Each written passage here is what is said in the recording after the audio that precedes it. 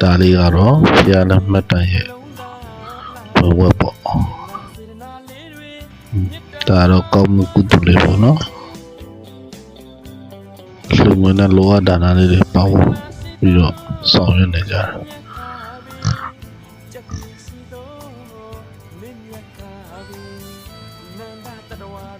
တော်တော်လေးတော့ပိန်နဲ့တာပေါ့နော်အဲ့ညတဲ့မိုးရောထားဆိုတော့အဲ့ဒါလေးတွေကိုပူပေါင်းပါဝပြီးတော့လှူတဲ့ဆောင်ရွက်နေကြတာဖြစ်တယ်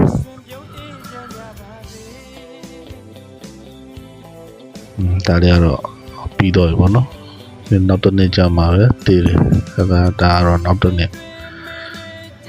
တည်တစီပေါ့တည်တစီကိုတွေ့တဲ့နေရာလေးတွေမှာဖြည့်ကြည့်ရတာ